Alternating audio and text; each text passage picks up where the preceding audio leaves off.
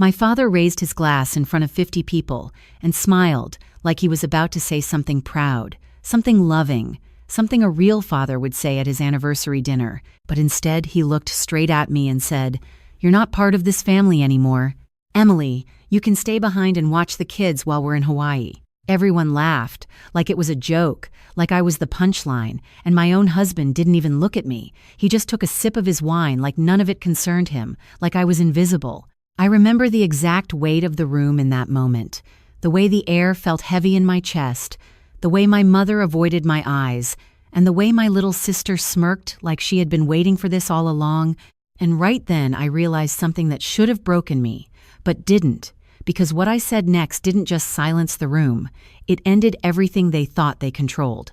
And before I tell you how that happened, if this story speaks to your heart, only if it truly resonates with you, take a second to like, subscribe, and leave a comment telling me where you're watching from and what time it is in your city right now, because I read every single one, and it reminds me I wasn't as alone as they made me feel that night. My name is Emily Carter. I'm 32 years old, a senior officer in the United States Army, and this was the night my entire family lost me for good.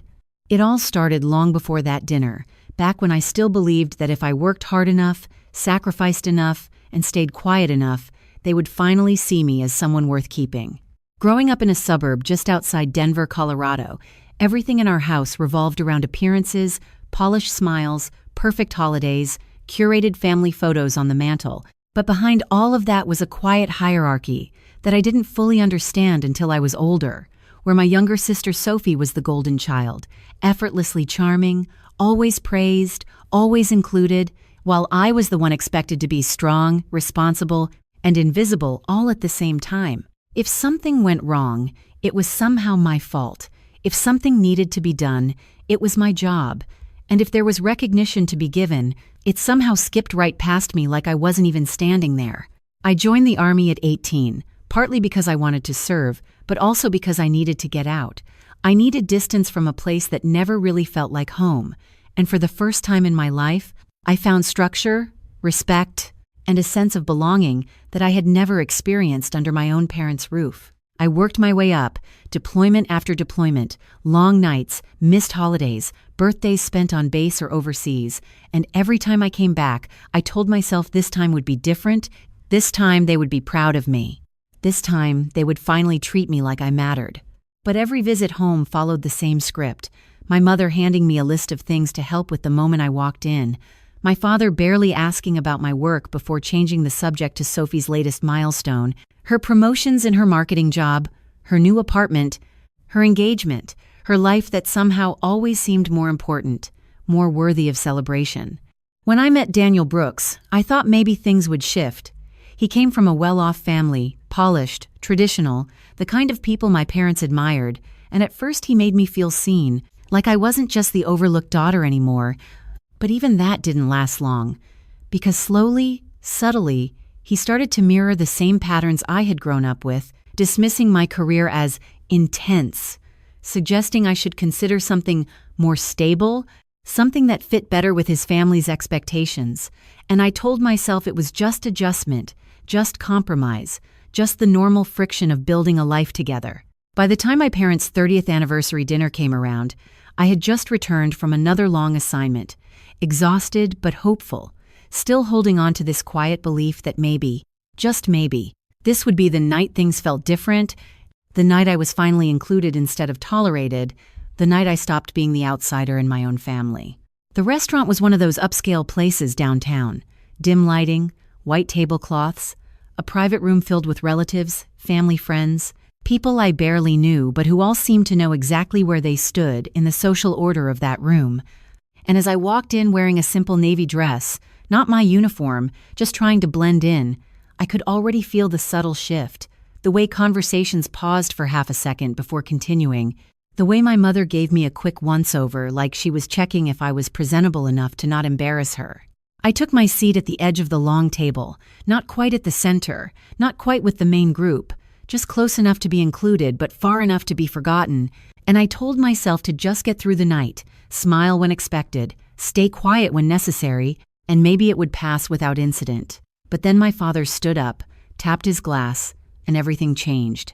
My father's fork was still in his hand when he tapped the glass, a soft, polite sound that somehow cut through every conversation in the room, and just like that, 50 voices faded into silence as all eyes turned toward him, and I felt it immediately. That familiar tightening in my chest, like my body already knew this moment was not going to end well for me. He smiled first, that practiced, charming smile he used around other people, the one that made everyone think he was warm and generous.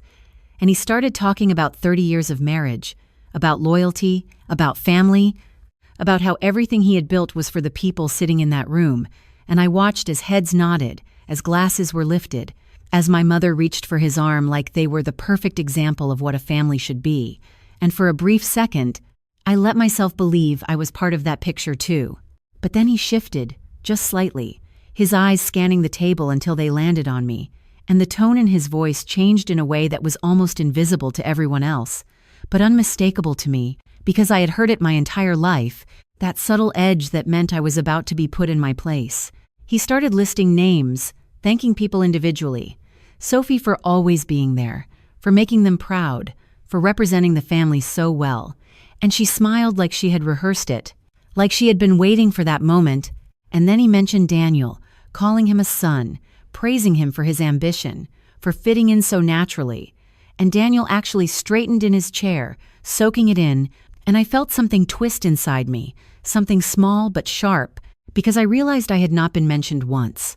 Not as a daughter, not as family, not even as an afterthought. And then came the announcement, delivered like a gift, like something generous and exciting, my father telling everyone that as a celebration, they were taking the entire family to Hawaii for a second, bigger party, a week-long trip, flights already booked, a beachfront house reserved, everything planned, and the room erupted in excitement. People clapping, Sophie gasping, my mother laughing like this was the happiest moment of her life. And I sat there processing it, waiting for the part where they would include me, because of course they would, right? I was their daughter. So I leaned forward just slightly, keeping my voice calm, almost casual, and I asked, "What time does the flight leave?" It was such a simple question, the kind anyone at that table could have asked, but the reaction it triggered felt like the ground shifting beneath my feet. My father did not answer right away.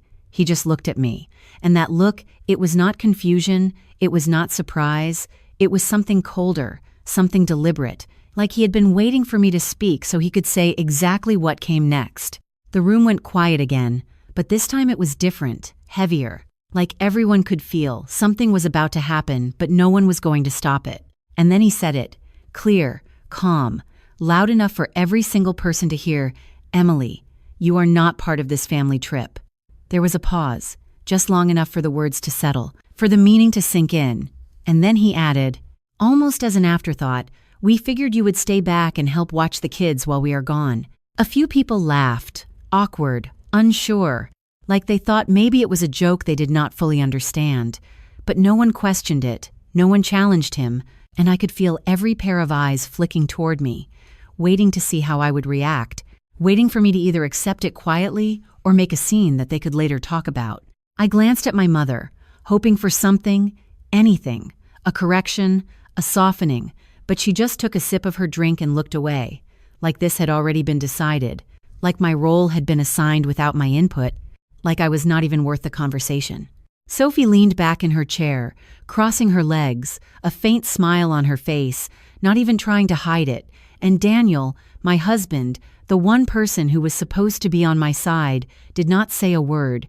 He just adjusted his sleeve and kept his eyes on the table, as if staying silent would somehow keep him safe from being associated with me.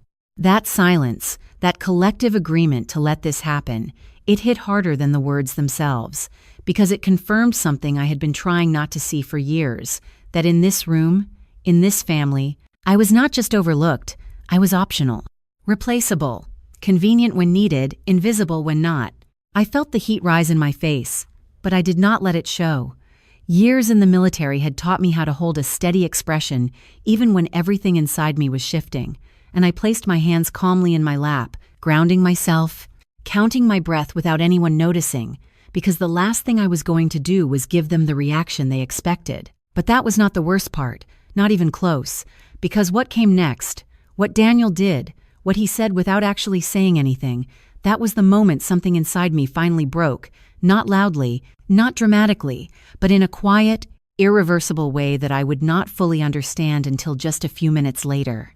Daniel did not defend me. He did not even look surprised, and somehow that hurt more than anything my father had just said, because it meant this was not new to him. It meant he already knew, and he had chosen to stay silent anyway. He leaned slightly toward my father, just enough for the people closest to him to hear, and said in a low, almost reassuring voice, "That probably makes the most sense. She has always been good at handling things like that." And there it was, dressed up as a compliment, but landing like confirmation that I belonged exactly where they had just placed me. Not at the table as an equal, not on that trip as family, but somewhere in the background, useful, manageable, invisible. A few people nodded. Someone even murmured, "That is true." Like they were all in agreement about a version of me I did not recognize anymore, and I felt something inside me go very still, not angry, not even sad in the way I expected, just quiet, like a door closing somewhere deep where hope used to live. I looked at Daniel then, really looked at him, searching for any sign that he might realize what he had just done, that he might correct it, but he just gave me a small, polite smile, the kind you give a stranger you do not want to engage with too much, and returned his attention to the table, as if the conversation about my place in his life had already been settled without me. My mother cleared her throat softly, trying to move things along, suggesting dessert, laughing lightly like the moment had not just shifted something fundamental, and the room followed her lead, conversations picking back up, glasses clinking again, forks, scraping plates, everything returning to normal as if I had not just been publicly removed from my own family. That was when I understood the real weight of what had happened, not in the words themselves, but in how easily everyone accepted them, how quickly they moved on, how natural it felt to them to leave me behind. I sat there for a few seconds longer, letting the noise fill the space around me, letting the realization settle, and I noticed details I would have missed before. The way Sophie was already talking about outfits for Hawaii, the way my father was explaining the house they rented like he was hosting something exclusive, the way Daniel laughed at a joke my brother-in-law made, completely at ease, completely unbothered, and I realized none of them were thinking about me anymore. Not even for a second. That was the moment everything shifted, not because of what they did, but because of what I finally saw clearly for the first time, that I'd been trying to earn a place in a family that had already decided I did not belong. I reached for my glass, not to drink, just to give my hands something steady to hold, and I took a slow breath, grounding myself the way I had learned to do in far more chaotic situations, except this time the battlefield was a dining room, and the threat was not loud or obvious. It was quiet, familiar, and deeply personal. I could have stood up and left right then. I could have excused myself, walked out, and no one would have stopped me.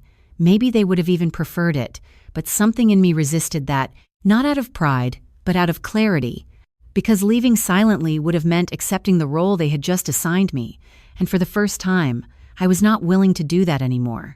So instead, I stayed, and I listened, and I watched, and I let them continue, because the more they talked, the more they revealed little pieces of a bigger picture that had been forming behind my back.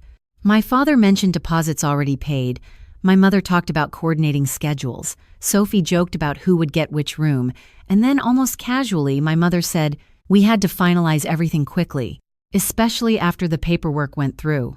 And she stopped herself just a fraction too late, like she had said more than she intended. And something about that sentence caught my attention immediately. Paperwork. What paperwork? I did not react outwardly. I did not interrupt.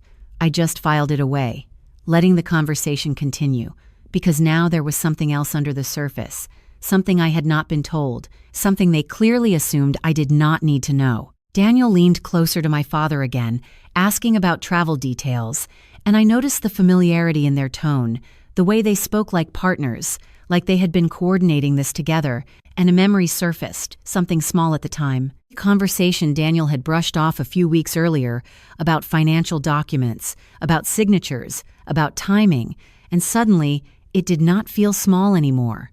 I set my glass down carefully, making sure it did not make a sound, and I looked around the table one more time, not with hope, not with expectation, but with a kind of calm detachment I had never felt before in this room.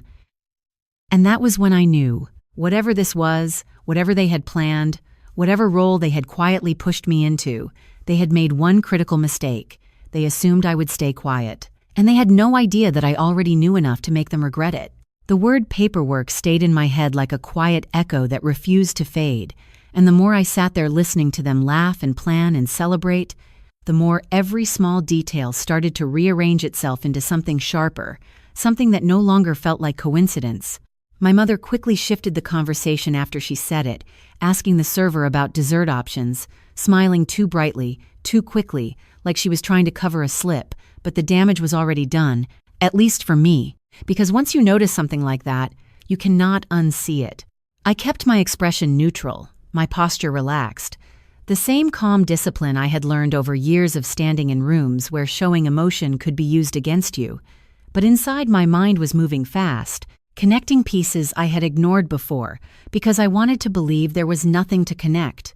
A few weeks earlier, Daniel had mentioned needing me to sign some updated documents, something about streamlining our finances, something about making things easier while I was deployed, and at the time I had trusted him, signed what he placed in front of me without asking too many questions, because that was what you did in a marriage. You trusted, you supported, you did not assume the person beside you was building something behind your back. But now, sitting in that room, hearing my parents talk about finalized plans, deposits, paperwork going through, and seeing how comfortable Daniel was in those conversations, like he was not just included but involved, I felt a slow, steady clarity settle in. This was not just about a trip. This was not just about exclusion. This was something planned, something coordinated, something I had been deliberately left out of while still being expected to play a role that benefited them. I glanced at Daniel again, and this time I noticed the details I had missed before. The way he nodded slightly when my father mentioned timelines, the way he did not ask questions because he already knew the answers, the way his body language aligned more with them than with me, and it hit me with a quiet certainty that felt heavier than anger. He had chosen his side a long time ago, and it was not mine. Across the table, Sophie was scrolling through her phone, probably already looking at flights or outfits or beach houses, laughing softly with one of our cousins, completely at ease in a future that had been planned without me, and I realized that for them, this was normal. This was how things had always worked, decisions made without me, roles assigned to me, expectations placed on me without ever asking what I wanted or what I deserved.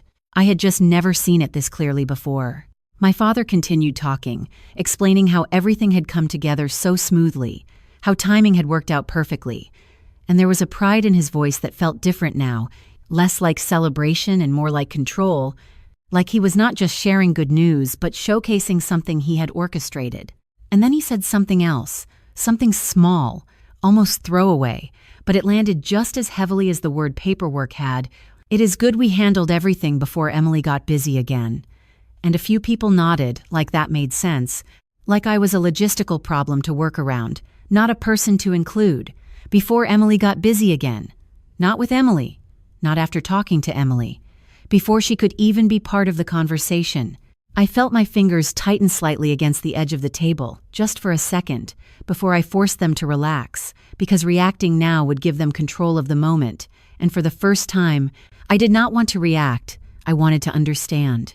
I needed to understand exactly what they had done, how far this went, and most importantly, what they thought I did not know. The server came by with dessert menus, placing one in front of me like I was just another guest at the table, and I almost smiled at that, at how perfectly it matched everything else, present but not included, visible but not valued.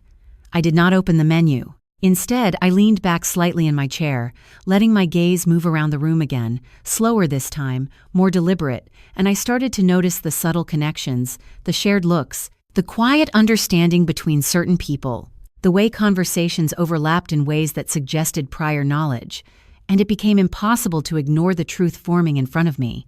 This was not spontaneous. This was not impulsive. This had been planned carefully, discussed multiple times, finalized with intention, and I had been excluded from every step while still being expected to accept the outcome without question. And the more I realized that, the more something inside me shifted, not into anger, Not into hurt the way it had in the past, but into something steadier, something colder, something that did not need their approval or their acceptance to exist. Because if they had gone through all of this effort to keep me out, to position me where they wanted me, then they had also revealed exactly how much they underestimated me. They thought I would not ask questions. They thought I would not notice patterns. They thought I would sit quietly, nod, and accept whatever role they assigned, just like I always had before.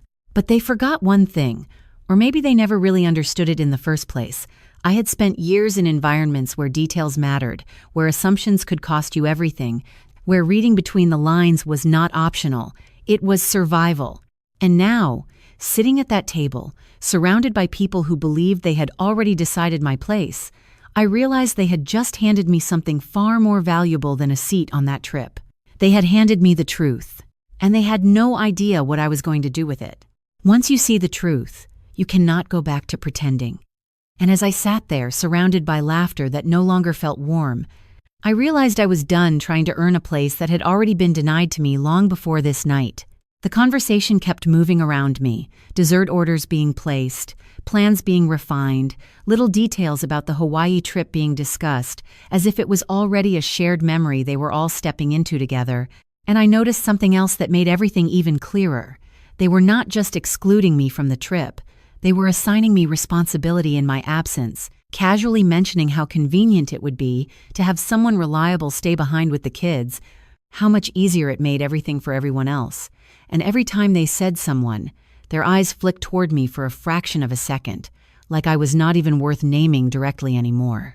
I picked up my fork and moved a piece of dessert around my plate without actually taking a bite, more to give myself time than anything else, because now I was not just reacting, I was thinking, carefully, deliberately, the same way I would before making a decision that could not be undone.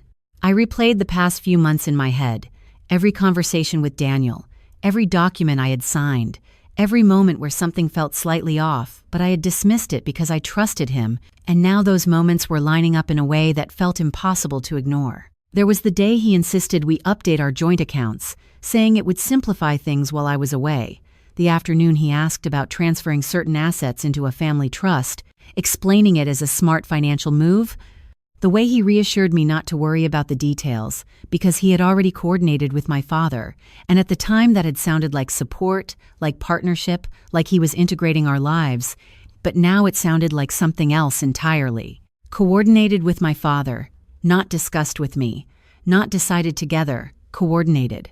I felt a slow, steady pulse in my chest. Not panic, not fear, but awareness, the kind that sharpens everything around you. And I realized that whatever paperwork my mother had mentioned was not just about a vacation or a reservation. It was connected to something bigger, something that required signatures, timing, and my absence. My absence. That part mattered more than anything else, because it explained why they were so comfortable planning all of this without me, why they were so certain I would not be there, why they had already decided I would stay behind.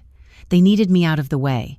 I set my fork down gently and folded my hands together, keeping my movements small and controlled, and I looked at my father again, not as a daughter seeking approval, but as someone assessing a situation, watching for tells, for inconsistencies, for anything that confirmed what I was starting to understand. He was relaxed, confident, leaning back in his chair as he talked, completely at ease, the way people are when they believe they are in control, when they believe everything has already been handled. My mother mirrored that energy, nodding along, adding small details, reinforcing the narrative, and Daniel, sitting beside me, had that same calm certainty, like he was exactly where he was supposed to be, like there was no risk of anything going wrong. That confidence told me more than anything else could have, because people do not act like that unless they believe the outcome is guaranteed, which meant they believed I had no way of changing it. A quiet thought formed in my mind then, simple but undeniable. What exactly did they think I had signed? The answer to that question felt like the key to everything, and even though I did not have the full picture yet, I knew enough to understand this was not just about disrespect or exclusion anymore. This was about control, about decisions being made over my life, my assets, my future, without my knowledge or consent in any meaningful way. And the more I sat with that realization, the more something inside me settled into place. Something that felt stronger than anger, stronger than hurt, something that did not need validation from anyone in that room. Because if they had built this entire plan around the assumption that I would stay quiet, that I would not question anything, that I would simply accept whatever they decided, then they had built it on a foundation that no longer existed. I had changed, even if they had not noticed.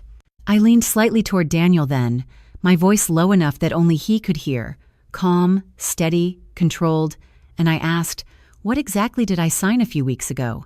He froze, just for a second, barely noticeable to anyone else, but to me it was unmistakable, that tiny pause before he answered, that slight shift in his posture, the way his hand tightened around his glass before he relaxed it again. "Just standard updates," he said, too quickly, too smoothly. Like he had already prepared that answer, like he had expected the question at some point, but not necessarily right now. I held his gaze for a moment longer, letting the silence stretch just enough to make him uncomfortable, and then I nodded slowly, like I accepted it, like I believed him, and I leaned back in my chair again, returning my attention to the table as if nothing had changed. But everything had changed. Because that one moment, that one reaction, confirmed what I needed to know. He was not being honest. And if he was not being honest about that, then whatever they had planned was bigger than I had even imagined. Across the table, my father was still talking, my mother still smiling, Sophie still laughing, all of them moving forward in a reality they believed was already set, already decided, already beyond my reach. And for the first time in my life, instead of trying to fit into that reality, I started to see exactly how I could break it. Once I understood that Daniel was not being honest, everything in that room started to feel different, like I was no longer sitting inside the moment but slightly outside of it, watching it unfold with a clarity I had never had before, and the more I observed, the more obvious it became that they were all operating under the same assumption, that I was still the version of myself who would stay quiet, who would not question, who would accept whatever was handed to me and adjust accordingly. My father was now describing the itinerary in more detail, talking about private dinners, excursions, reservations made weeks in advance, and I noticed how often he used the phrase everyone, how naturally it came to him, how easily he erased me from that word without even pausing to consider it, and no one corrected him, no one added my name, not even out of politeness. My mother chimed in about coordinating childcare, mentioning how it would be such a relief knowing the kids were in good hands back home, and again there was that subtle glance in my direction, that unspoken understanding that I was already assigned to that role, that my presence was only valuable in my absence. Sophie leaned forward, excited, asking about seating arrangements on the flight, joking about who would sit where, and someone at the table laughed and said, "Well, at least we do not have to worry about fitting everyone this time." And a few people chuckled, light, casual, harmless on the surface, but layered with something else underneath, something that had said I had already been removed from the equation. I sat there, letting each of those moments stack, not reacting, not interrupting, just absorbing, because every word they spoke was giving me more information, more confirmation, more understanding of exactly how far this went. And then something else surfaced in my mind, something I had not thought about until that moment, a call I had received from my bank a few days earlier, asking me to verify a transaction I did not immediately recognize, something about a transfer connected to a joint account, and I had brushed it off at the time, assuming Daniel had handled something routine, something expected, but now, sitting here, hearing about deposits, about finalized arrangements, about paperwork, that memory no longer felt routine, it felt connected. I kept my face neutral, my breathing steady, but inside my thoughts were aligning in a way that made everything sharper, clearer, and more undeniable. This was not just about excluding me from a vacation, this was about using my absence to execute something that involved my name, my signature, my accounts, something they needed done without interference. And the more I considered that, the more one question became impossible to ignore. What exactly had they already done in my name? I glanced down at my phone for a brief second, not long enough to draw attention, just enough to see the screen, to ground myself in something real, something outside of the controlled environment of that room, and I made a quiet decision in that moment. I was not going to confront them blindly. I was not going to react emotionally. I was going to confirm everything first. Because if there was one thing I had learned, it was that information was power, and right now, they believed I had none. The server returned with desserts, placing plates in front of everyone, the soft clink of porcelain against the table filling the brief silence. And I noticed how effortlessly the night continued, how easily they transitioned from one topic to another, as if nothing significant had happened, as if I had not just been publicly excluded, as if I had not just uncovered something far more serious beneath the surface. Daniel reached for his dessert, taking a small bite, completely composed, completely at ease, and for a moment I studied him, not as my husband, but as someone I was trying to understand, trying to read. And I realized there was no hesitation in him, no guilt, no uncertainty, just quiet confidence, the kind that comes from believing everything is under control. That realization settled something inside me, because it meant whatever they had planned, whatever role he had played in it, he believed it was already done, already secured, already beyond my ability to change, which meant they had not prepared for what would happen if I did not follow the script. I placed my hands on the table, fingers lightly touching the edge of my plate, grounding myself in the present, and I let a small, almost imperceptible shift happen in my posture, not enough for anyone else to notice, but enough for me to feel it, that internal transition from reacting to deciding. Because up until this moment, everything had been about what they were doing, what they were saying, what they were planning, but now it was about what I was going to do next. I looked up again, meeting my father's eyes briefly as he laughed at something someone said, and for the first time, I did not see him as someone whose approval I needed. I saw him as someone who had made a decision that he assumed would not be challenged. My mother, still smiling, still playing her role, looked completely unaware of how much had already shifted, how the dynamic she relied on had quietly broken. Sophie, absorbed in her excitement, did not even consider the possibility that the narrative she was enjoying might not hold. And Daniel, sitting beside me, calm and certain, had no idea that the question I asked him earlier had already changed everything for me.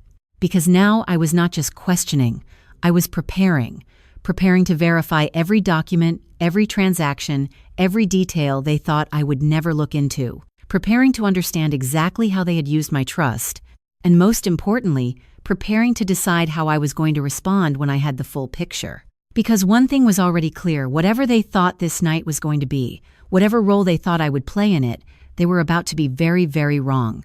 The moment you stop reacting is the moment everything becomes clear, and as the noise of the room carried on around me, I realized I was no longer part of it in the way they thought I was, not emotionally, not mentally, not in the role they had assigned me, and that distance gave me something I had never had in this family before: control. I let them keep talking, let them keep revealing, because every detail they shared was another piece of a puzzle they assumed I would never put together, and the more they spoke, the more certain I became that this was not just careless behavior or casual exclusion. This was intentional, structured, and timed. My father leaned forward, lowering his voice slightly as he spoke to a relative across the table about final confirmations, and I noticed the phrasing again, not reservations, not bookings, confirmations, like something had already been approved, processed, completed.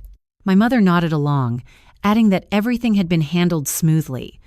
And that word handled landed heavily in my mind because it suggested closure, not planning, not possibility, but something already done. Sophie laughed about how lucky everything lined up perfectly before things got complicated again. And even though she did not say my name, the implication was clear: my schedule, my deployments, my life, always something they had to work around, always something that justified leaving me out. I shifted slightly in my seat, adjusting my posture just enough to stay comfortable, but also to stay grounded, because now the clarity was coming faster, sharper, connecting dots I had ignored for years. I thought about the structure of my finances, the accounts Daniel and I shared, the ones that had recently been updated, the documents I had signed without hesitation, trusting him, trusting us, and now those same documents felt like blind spots I needed to illuminate immediately. There was a specific memory that came back to me then, one I had not given much weight to at the time, a conversation where Daniel mentioned consolidating certain assets under a more efficient structure, something about simplifying management while I was on active duty. And I remembered asking a simple question about oversight, about access, and he had brushed it off gently, reassuring me that everything was standard, everything was secure, everything was in our best interest. Our best interest. The phrase echoed differently now, because sitting in that room, watching him align so easily with my parents, I could not ignore the possibility that our had quietly shifted to mean something else entirely. I glanced at him again, and this time I noticed how he avoided meeting my eyes. Not overtly, not in a way that would draw attention, but consistently, like he was choosing not to engage with me directly, like maintaining distance was part of keeping everything in place. That avoidance told me more than any answer could have, because people who are honest do not need to avoid eye contact. They do not need to manage their reactions so carefully. The conversation shifted again, someone asking about timelines for departure, and my father answered confidently, mentioning dates, confirmations, and then adding, "Everything is already processed, we just have to show up." And there it was again, processed, finalized, completed, words that did not belong to a simple family trip, words that belonged to something more structured, more official. I felt a steady calm settle deeper into me, replacing any lingering uncertainty, because at this point, it was no longer a question of if something had been done, it was a question of what exactly had been done and how it involved me. I reached for my phone again, this time letting my thumb rest lightly against the screen without unlocking it, just feeling the weight of it in my hand, a quiet reminder that outside of this room, I had access, I had information. I had the ability to verify everything they assumed I would never question. But I did not move yet. I did not check anything, because timing mattered, and right now, the most valuable thing I could do was continue to observe, continue to listen, continue to let them believe nothing had changed.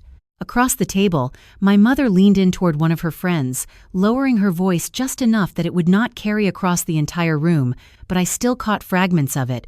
"It is such a relief everything went through before. Complications." And again that pause, that careful choice of words, like she was constantly editing herself, trying not to reveal too much, while still sharing enough to feel included in the conversation. Complication. I knew what she meant, even if she did not say it directly. Me, my presence, my awareness, my ability to interfere. And that realization solidified something inside me completely, because it meant they had not just excluded me, they had actively worked around me, timed things to avoid me, structured decisions to prevent me from having input. That was not oversight. That was strategy. I let out a slow breath, barely noticeable, and for the first time that night, I allowed a small shift in my perspective that changed everything. I stopped seeing myself as the one being left out, and started seeing them as the ones who had exposed their entire plan by underestimating me. Because if they had gone to this much effort to keep me uninformed, to secure whatever they had secured before I could question it, then they had also created a vulnerability, a blind spot of their own, the assumption that I would remain unaware even after the fact. And that assumption was no longer true. I looked around the table one more time, taking in each face, each expression, each small interaction, and I realized something that would have terrified me before, but now felt almost empowering in its clarity. None of them knew that anything had changed. None of them realized that I was no longer playing the role they had assigned me. None of them understood that the version of me sitting at that table was already different from the one they thought they were controlling. And that meant I had an advantage they did not even know existed. I placed my phone back down quietly, aligning it with the edge of the table, and I let my hands rest calmly beside it, composed, steady, controlled, and I made a decision that felt as clear as anything I had ever decided in my life. I was going to let this play out just a little longer, just enough to gather everything I needed, just enough to confirm every detail. And then, when the time was right, I was going to respond in a way they had never prepared for, because they thought this night was about celebrating their control, their plan, their version of the story. They had no idea it was about to become something else entirely. There is a moment when everything slows down, when the noise around you fades just enough for you to hear your own thoughts clearly. And for me, that moment came right as my father reached for his glass again, preparing to make another toast, completely unaware that the entire foundation of his confidence was about to crack. I did not move right away. I did not interrupt. I just watched, letting the silence stretch inside me while the room carried on as if nothing had shifted, because timing mattered and I knew exactly when I wanted to speak. My father tapped his glass again, smiling, drawing everyone's attention back to him, and the room responded instantly, conversations fading, bodies turning, eyes focusing on the man they all believed was in control of everything unfolding that night. "To family," he said, lifting his glass slightly, his voice warm, practiced, convincing. "To loyalty, to trust, to always having each other's backs no matter what."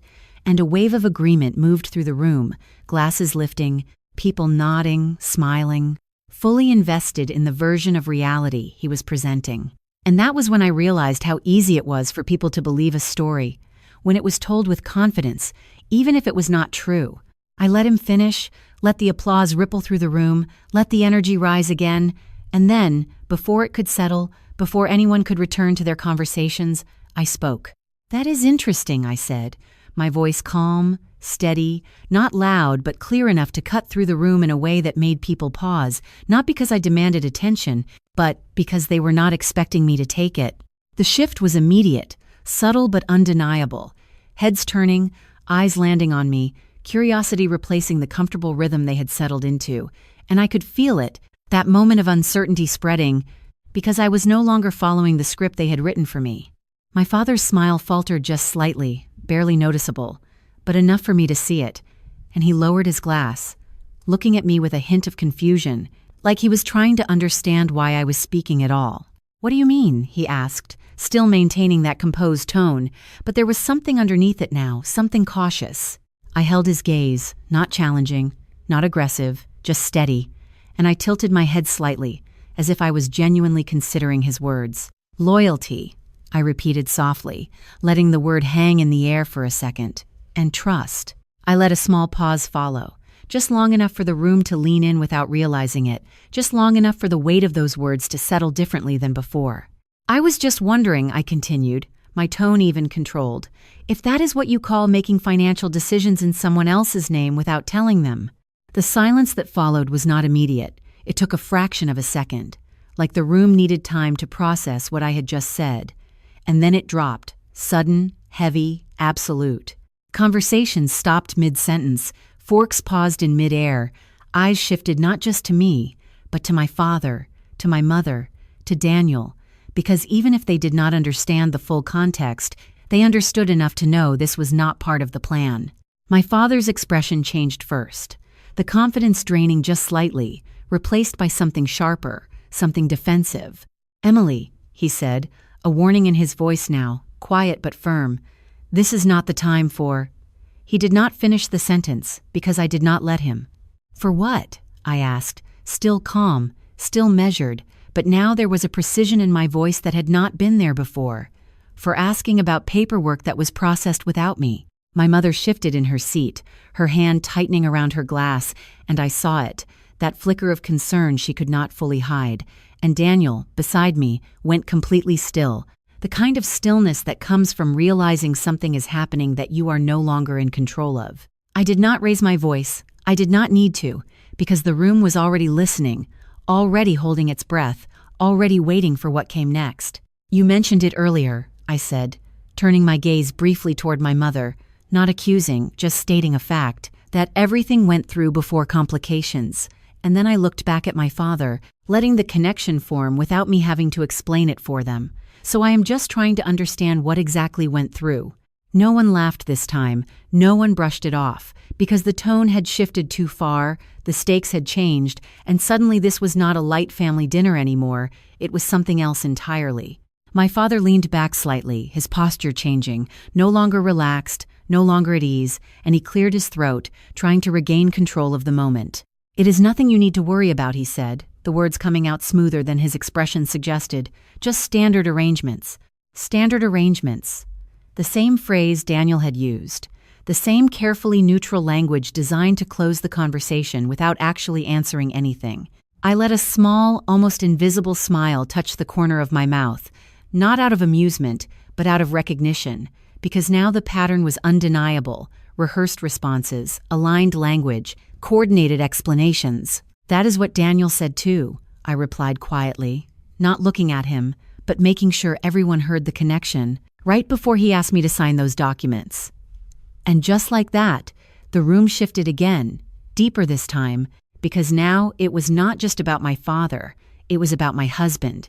It was about something that involved more than one person, something that had clearly been discussed, planned, executed. I could feel the attention narrowing, focusing, the energy tightening around the table as people started to realize this was not a misunderstanding. This was something real, something that had layers. Daniel finally moved, turning toward me, his voice low, controlled. "Emily, we can talk about this later." And there it was, the attempt to contain it, to move it out of the public space, to regain control by shifting the setting. But I did not move. I did not lower my voice. I did not agree. "Why later?" I asked, still calm, still steady, but now there was no softness left in my tone, only clarity. "You were all comfortable making those decisions without me, in front of everyone else, so I think it is fair to understand them the same way." The silence that followed was heavier than anything that had come before, because now there was no pretending this was a joke, no easy way to dismiss it, no comfortable narrative to fall back on. And for the first time that night, I saw it clearly on their faces. Not confidence, not control, but uncertainty, because the one thing they had not prepared for, the one variable they had completely ignored, was the possibility that I would not stay quiet.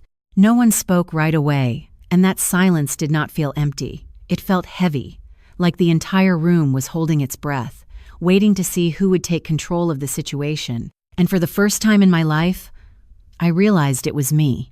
My father's expression tightened, not dramatically, not enough for someone who did not know him well to notice, but I saw it, that slight narrowing of his eyes, that shift in his jaw, the way his fingers curled just a little tighter around the stem of his glass.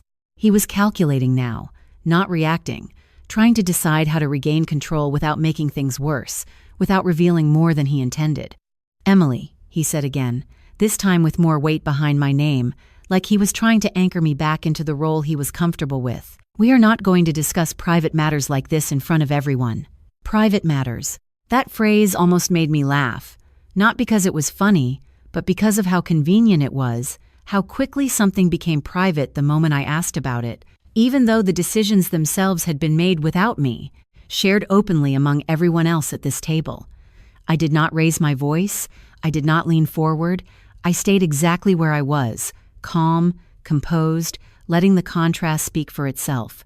"It stopped being private when I was excluded from it," I replied evenly. And I could feel the subtle ripple that moved through the room, the shift in energy as people started to understand that this was not going to be smoothed over with polite words. My mother finally spoke, her voice softer, more controlled, but there was tension underneath it now. "Emily, you are misunderstanding. This is just about organizing things more efficiently while you are away." There it was again, the framing, the justification, the attempt to position everything as reasonable, logical, even beneficial, but something in her tone gave it away. That slight hesitation before certain words, that careful pacing, like she was choosing each phrase to avoid saying too much. I turned my head slightly toward her, not sharply, not confrontational, just enough to acknowledge her, and I nodded once, like I was considering what she said. "Efficient for who?" I asked quietly, and that question landed differently because it did not accuse, it did not attack, it simply opened a gap that none of them were ready to fill. My father exhaled slowly, setting his glass down on the table with a controlled movement, like he was resetting himself, preparing to take charge again. "Emily, everything that has been done was done with your best interest in mind," he said, his voice steady, confident, the kind of tone that usually convinced people to stop asking questions, but I did not stop. "Then why was I not included?" I asked just as calmly, and this time there was no immediate answer. That was the moment the room shifted again, deeper than before, because now it was not just tension, it was exposure, the kind that comes when a simple question reveals that there is no clean explanation. I let the silence sit there, not rushing to fill it, not helping them out, because I had spent years doing that, smoothing over uncomfortable moments, making things easier for everyone else, and I was not doing that anymore. Across the table, Sophie shifted in her chair, her earlier confidence gone, replaced by something uncertain, something that looked a lot like discomfort, and one of our relatives glanced between us, clearly unsure whether to look away or keep watching. Daniel finally spoke again, his voice lower now, more controlled, but there was a tension in it that had not been there before. "Emily, you are making this into something it is not." I turned to him slowly, meeting his eyes directly this time, and for the first time that night, he did not look away immediately, but he also did not hold the gaze for long. "Then explain it," I said, not raising my voice, not adding pressure, just placing the responsibility exactly where it belonged. "Explain it, not dismiss it, not delay it. Explain it." He hesitated, just for a second, but in a room this quiet, that second felt longer, more noticeable, more revealing than anything he could have said. "It is just a restructuring," he finally answered, the same neutral language, the same vague explanation. "To make things easier while you are on duty." I nodded slowly, letting his words settle, and then I asked the question that I already knew would change everything. A restructuring of what exactly? Another pause, longer this time. More visible, my father shifted in his seat.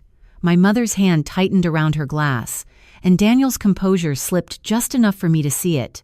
That flicker of uncertainty, that brief moment where he realized he was no longer in control of how this was unfolding. No one answered. Not right away. And that was all I needed. Because in that silence, in that hesitation, in that inability to give a clear, direct response, the truth became louder than any explanation they could have offered. I leaned back slightly in my chair, not retreating, but settling, grounding myself in the certainty that had now fully formed, and I let my gaze move across the table again, taking in each face, each reaction, each subtle shift in posture and expression. They had expected compliance, they had expected silence, they had expected me to accept whatever they decided without question. What they had not expected was this: clarity, calm, persistence, the refusal to back down without answers. And the more I looked at them, the more I saw it. Not control, not confidence, but cracks, small at first, but spreading. Because once something like this is exposed, even partially, it cannot be contained the way they had planned. My father opened his mouth to speak again, but for the first time, he did not seem entirely sure what to say. And that hesitation, that uncertainty, that loss of immediate control, was something I had never seen from him before. And in that moment, I understood something with complete certainty. Whatever they had done, whatever they had planned, whatever they believed was already secured, it was no longer safe from being questioned, from being examined, from being undone. Because I was no longer the person they thought they were dealing with, and they were just starting to realize it. My father finally spoke, but this time his voice was different, still controlled, still measured, but there was a tightness underneath it that had not been there before. Like he was choosing each word more carefully now, aware that anything he said could either regain control or lose it completely. "It is a standard asset protection structure," he said, leaning slightly forward as if explaining something simple, something reasonable, something that benefits the entire family in the long term. Asset protection. There it was, clearer than anything they had said before, a phrase that carried weight, legal weight, financial weight, something far beyond a vacation or a casual decision. I let the words settle, repeating them silently in my mind, not because I did not understand them, but because I wanted everyone else to hear them too, to recognize that this was no longer vague, no longer harmless, no longer something that could be brushed aside. Asset protection, I repeated calmly. And I could feel the room shift again, people leaning in slightly, drawn by the specificity, by the realization that this was something real, something structured, something intentional. I turned my gaze to Daniel, not sharply, not accusingly, just steady, and I asked, "And my role in that structure is what exactly?" He inhaled slowly, his composure still there, but thinner now, like it was starting to crack under pressure, and for the first time, he did not answer immediately. My mother stepped in instead, her voice softer, almost soothing, as if she could smooth everything over with the right tone. "Emily, it is just a way to make sure everything is managed properly while you are deployed, to simplify things, to protect what you have worked for." What you have worked for. That part caught my attention more than anything else, because it acknowledged something they had been ignoring all night, that the foundation of whatever they were discussing included me, my work, my contributions, my assets. And yet I had not been included in the decision. I nodded slightly, acknowledging her words, but not accepting them, and I leaned back just enough to create a small distance, not physical, but psychological, the kind that shifts a conversation from emotional to analytical. "So let me understand this correctly," I said, my voice still even, still controlled, but now with a precision that left no room for misunderstanding. Documents were prepared, decisions were made, assets were moved or restructured, and all of that happened without a direct conversation with me. No one interrupted this time. No one corrected me. No one rushed to soften the statement. And that silence, that lack of immediate denial, was louder than anything they could have said. My father exhaled again, slower this time, and I could see it clearly now. He was no longer in full control of the narrative. He was reacting, adjusting, trying to contain something that had already started to expand beyond his reach. "You signed the documents," he said finally, his tone firm like he had found something solid to stand on. "You agreed to the structure." And there it was, the anchor of their entire plan. My signature, my consent, the one thing they believed made everything legitimate, untouchable, final. I let that sit for a second, not because it surprised me, but because I wanted everyone in the room to fully register it, to understand exactly what was being claimed. "I signed documents that were presented to me as routine updates," I replied, my voice calm, but now carrying a subtle edge of clarity that had not been there before. "I did not sign away my right to be informed about what was actually being done." My words did not rise in volume, but they carried, cutting through the room in a way that made people shift in their seats, made them look at each other, made them realize this was no longer a simple disagreement. This was something deeper, something that involved trust, consent, and the boundaries that had clearly been crossed. Daniel finally spoke again, his voice quieter now, more careful. "Emily, nothing was done to harm you." I turned to him slowly, holding his gaze this time without looking away, and I nodded once, acknowledging the statement without accepting it. "That is not the point," I said, and the room seemed to still even further, as if everyone understood that whatever came next mattered more than anything that had been said so far. "The point is that you made decisions about my life, my finances, my future, without including me in a meaningful way," I continued, each word deliberate, each sentence clear, "and then you sat here tonight and told me I am not part of this family." That contrast landed exactly where it needed to, because it connected everything: the exclusion, the decisions, the planning, the dismissal, all of it forming a single, undeniable pattern. My mother's expression shifted, her composure faltering just slightly, and Sophie looked down at her plate, no longer smiling, no longer comfortable, the weight of the situation finally reaching her. My father straightened in his chair, his voice sharper now, not loud, but firm, defensive. "You are overreacting." I almost expected that, the attempt to minimize, to reframe, to reduce the situation to something emotional rather than factual. I shook my head once, slowly, not in disagreement, but in clarity. "No," I said quietly. "I am finally reacting appropriately." And that was the moment something changed completely, not just in the room, but in me. Because for the first time, I was not questioning myself. I was not wondering if I was being too sensitive, too difficult, too much. I was certain, completely, undeniably certain. I let the silence stretch again, not out of hesitation, but out of control, because now I understood exactly what they had done, at least enough to know the direction, the intent, the structure, and more importantly, I understood something else, something they had not considered at all. "You said everything has already been processed," I continued, my tone returning to that calm, steady place, but now carrying something sharper underneath it, something that hinted at what was coming next, that everything is finalized. My father nodded slightly, almost instinctively, as if reaffirming his own position, as if trying to reestablish certainty in a moment that was slipping away from him. "Good," I said softly, and for the first time there was a faint shift in my expression. Not a smile, not satisfaction, but something close to it, something that made a few people at the table straighten slightly, without knowing why. "That makes this a lot easier."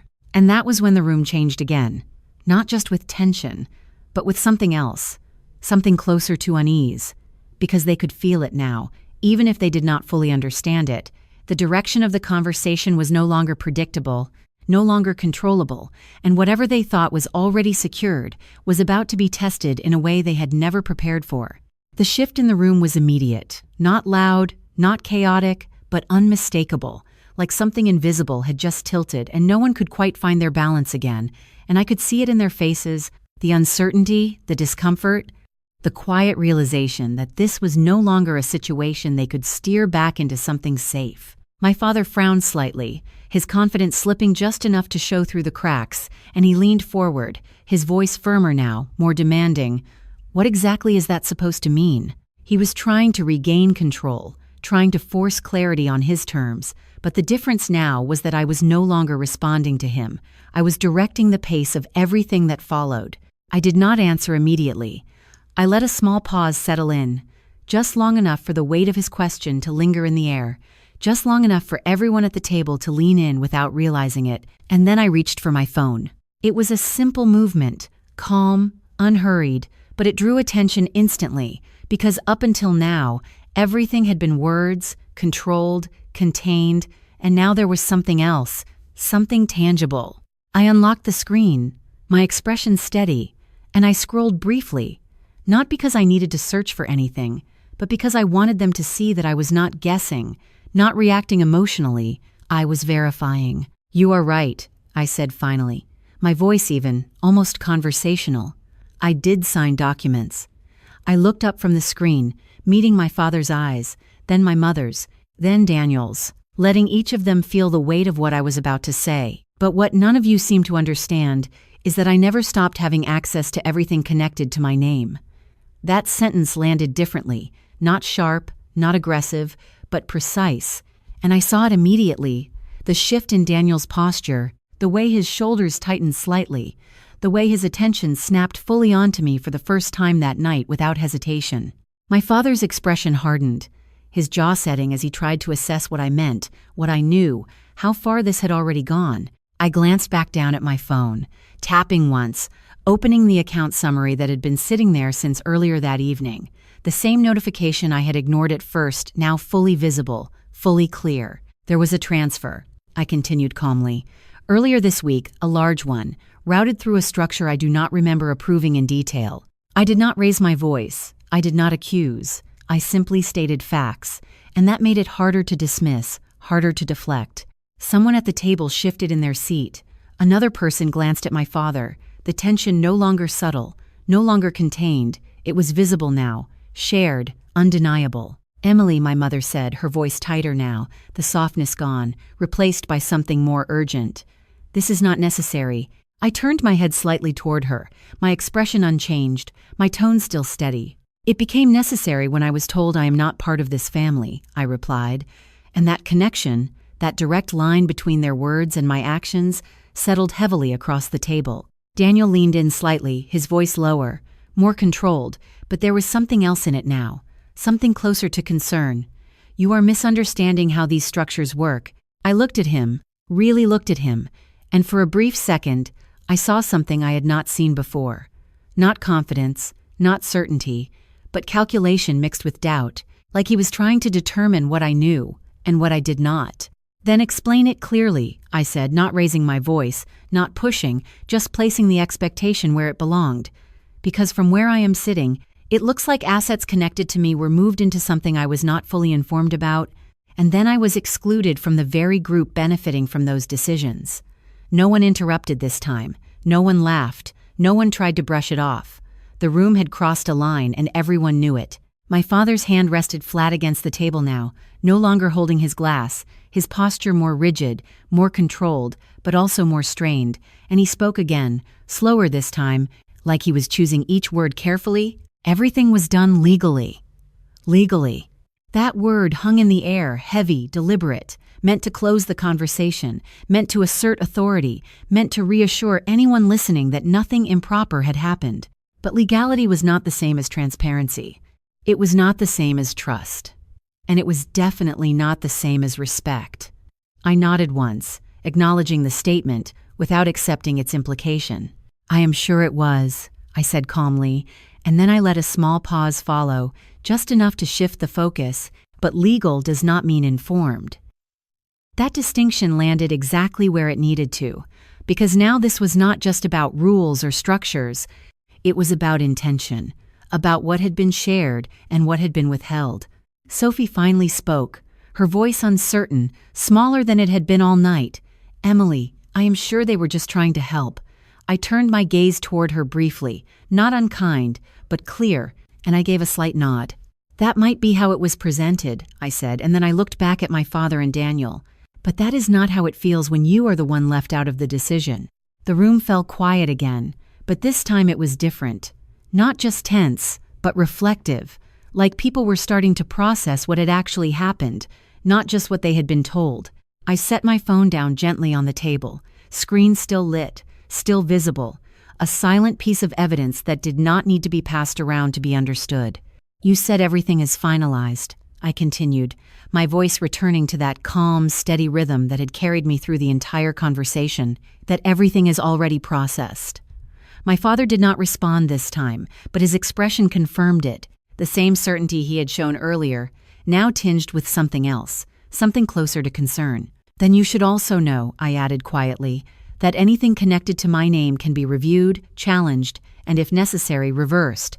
That was the moment the room shifted completely, not just with tension, but with realization, because now this was no longer about what had already been done.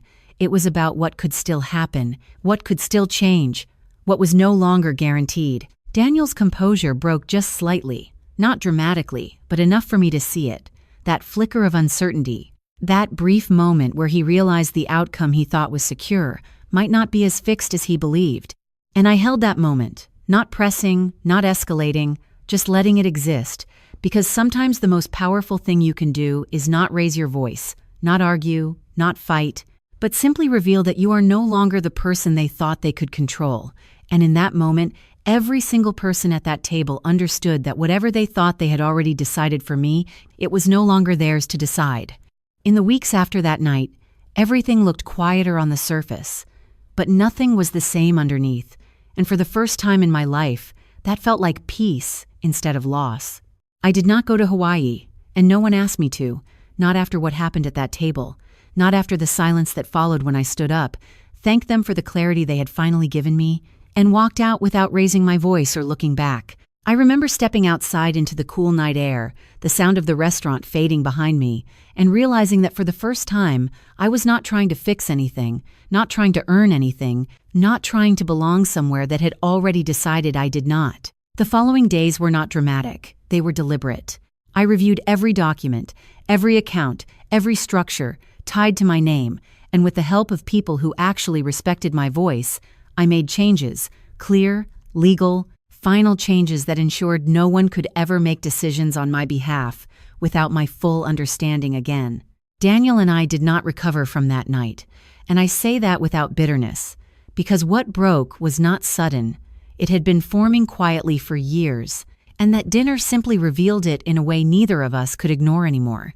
My parents tried to reach out at first, carefully, cautiously, but I did not rush to respond, not out of anger, but out of something stronger, boundaries I had never allowed myself to set before.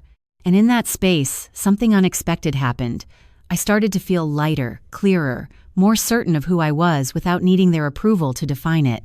My life now is not perfect. It is not tied up neatly in a way that looks impressive from the outside, but it is honest, it is mine, and it is built on choices I understand and stand behind. I still wear the uniform, I still serve, but now when I come home, I come back to a life that I chose, not one that was shaped around me without my voice. And if there is one thing I have learned through all of this, it is that love without respect is not love, and belonging should never require you to disappear just to be accepted. If you are listening to this and something in my story feels familiar, if you have ever sat in a room where you felt invisible, where decisions about your life were made without you, where your value was quietly minimized until you started to believe it yourself, I want you to know this. You are not difficult for asking questions. You are not wrong for wanting clarity. And you are not selfish for choosing yourself when no one else does. Sometimes the most powerful thing you can do is not fight to stay, but have the strength to walk away with your dignity intact. Thank you for staying with me through this story, truly, because sharing it is not about reliving the pain, it is about making sure no one else feels alone in theirs. And if this story speaks to you, I would really like to hear from you. Where are you listening from? And have you ever had a moment where you finally chose yourself even when it was not easy? And if this story truly resonates with you, you can show your support in a quiet way by liking and subscribing, only if it feels right to you. My name is Emily Carter. I am 32 years old, and the lesson I want to leave with you is this: your worth is not defined by the people who fail to see it.